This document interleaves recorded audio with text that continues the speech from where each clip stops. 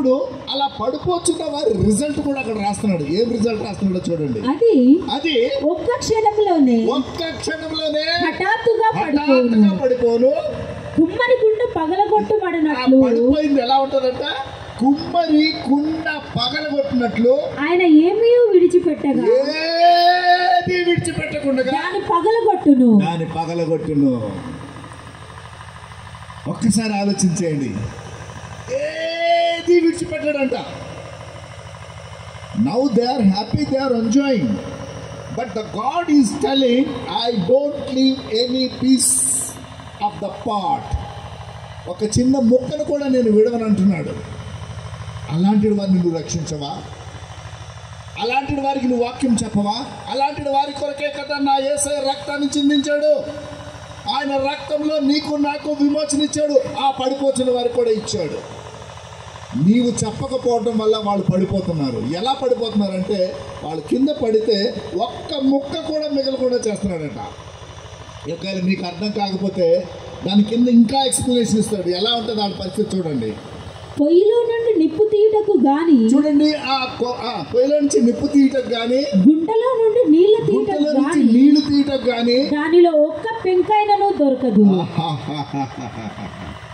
ఎంత డ్యామ్ అవుతుందో చూడండి. ఎంత డ్యామ్ అంటే ఎంత నాశనం అవుతుందో చూడండి వారి పరిస్థితి. Those who rejected the word they are about to fall. ఒక్క క్షణంలోనే పడిపోతున్నారు. ఆ పడిపోవటం ఏమవుతుందంటే ఒక్క పెంకు కూడా మిగలకూడదు. ఒక్క పెంకు కూడా మిగలలేదంటే నీకు అర్థం కాలేదేమో అని మళ్ళా చెప్తున్నాడు. ఆ పొయ్యిలో నుంచి నిప్పులు తీయటానికి కానీ, గుంటలో నుంచి నీళ్లు తీయటానికి కానీ పనికి రాని షేపులో నలగపోతుంది ఆ కుండ ముక్క. ఒకసారి అర్థం చేసుకోండి ఎంత భయంకరంగా ఉంది ఆ వర్డ్. ఆ ముక్కలై పడిపోయిన ఆ ముక్క మనమందరం గ్యాస్ స్టవ్లు అవి వాడుతున్నాం. ఓల్డెన్ డేస్లో ఈ పొయ్యి నుంచి ఆ పొయ్యి మంట పెట్టాలంటే కుండ పెంకిని తీసుకెళ్ళి ఆ పొయ్యిలో దోపి దాన్ని తీసుకెళ్ళి మా నిప్పులు అందులేసి కట్టెలు పెడితే ఇది మండుతుంది. ఇది అక్కడ దేవుని వాక్యం ఏమంటుందంటే ఆ పనికి కూడా పనికి రాకుండా పడుతున్నారు వాళ్ళ కిందకి. పీసెస్ అయిపోతున్నాయి. రెండోది అంటున్నాడు గుంటలో నుంచి నీళ్లు తోడుకోవటానికి కూడా పనికిరాని పెంకులు అయిపోతున్నారు వాళ్ళు. వాళ్ళని నువ్వు రక్షించవా? వాళ్ళని నువ్వు కాపాడవా? దేవుడు సూటిగా అడుగుతున్నాడు. సోదరుడు, నేను కాపాడుతానని చెప్పండి. దేవుడు నిన్ను హత్తుకుంటాడు, నిన్ను వాడుకుంటాడు. కొన్ని రిజెక్టెడ్ ద వర్డ్ అంటే వాక్యాన్ని విడిచిపెట్టారు. మన విశ్వాసులు కూడా, మన విశ్వాసులే కాదు, ఈ వాక్యము ఇశ్రాయేలు ప్రజల కొరకు రాయబడింది. ఇశ్రాయేలు ప్రజలే కాదు, ఈరోజు మన క్రైస్తవ విశ్వాసులు కూడా అలాగే ఉన్నారు. సో వాళ్ళకి ఏమి రిజెక్ట్ చేశారు?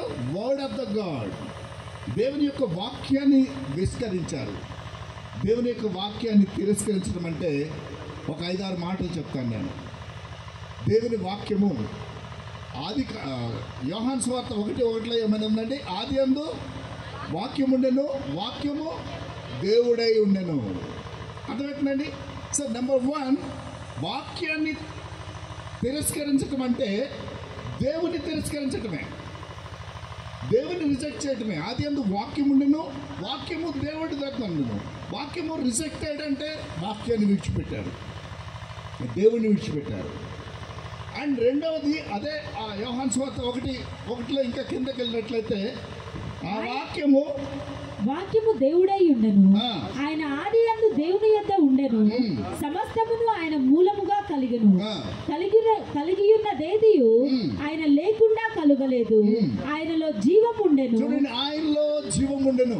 చూడండి, ఒక్క నిమిషం, ఆయనలో ఏముంది? జీవం ఉంది. నువ్వు వాక్యాన్ని తిరస్కరిస్తున్నావంటే నెంబర్ 1 దేవుని తిరస్కరిస్తున్నావు, నెంబర్ 2 జీవాన్ని తిరస్కరిస్తున్నావు. ఎందుకంటే దేవుడు మనకి జీవం ఇవ్వటానికి ఈ లోకానికి వచ్చాడు యేసయ్య. ఆ జీవాన్ని మీరు తిరస్కరిస్తున్నారు. అలాంటిది జోగి పడుచున్న వారిని మీరు రక్షించాలని దేవుడు మనతో మాట్లాడుతున్నాడు. దానికి ఇంకా ఆ జీవము మనుషులకు వెలుగై ఉండెను. వెలుగు అంటే పరిశుద్ధత. దేవుని దగ్గర ఉన్న జీవము ఏమై ఉందండి? పరిశుద్ధత అయి ఉన్నది.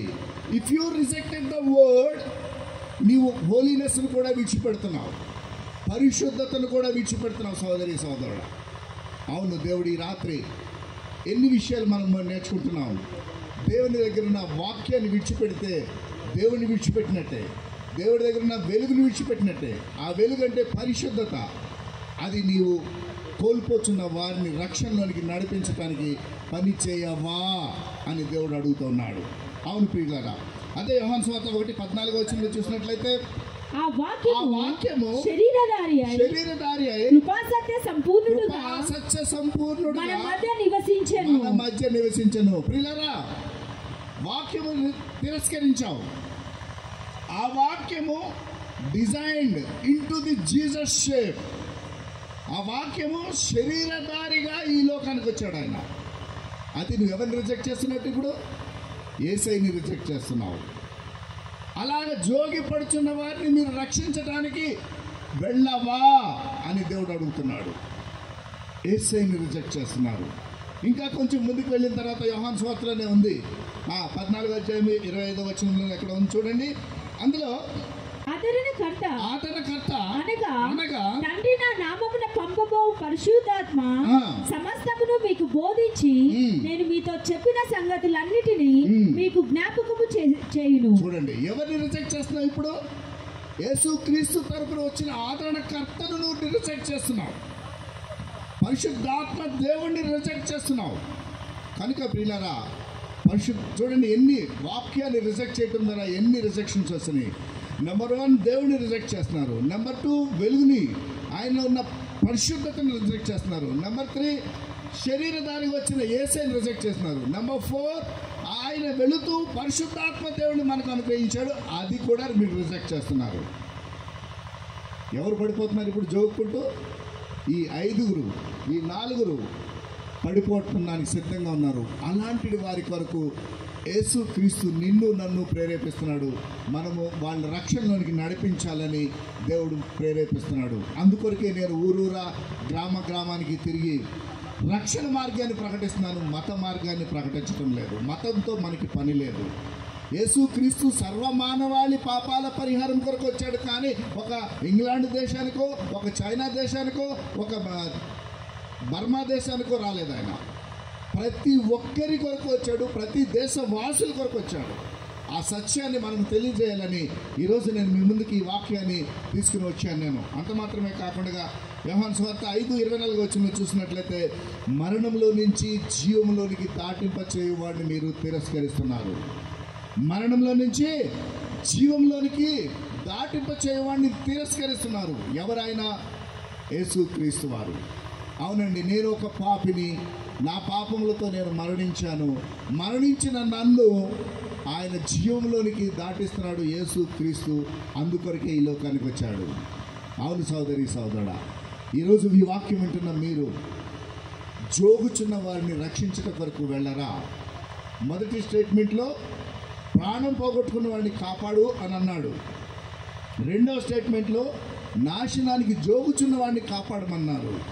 ఎవరు జోగుతున్నారంటే ఆ వాక్యాన్ని తిరస్కరించి, దేవుణ్ణి తిరస్కరించి, ఆ పరిశుద్ధాత్మని తిరస్కరించి, యేసుక్రీస్తుని తిరస్కరించి, ఆ మరణంలో నుంచి జీవంలోనికి దాటింపచేసిన ఆ ప్రణాళికను తిరస్కరించిన వారిని దేవుడు రక్షణలోనికి నడిపించమని నిన్ను నన్ను పిలుస్తున్నాడు.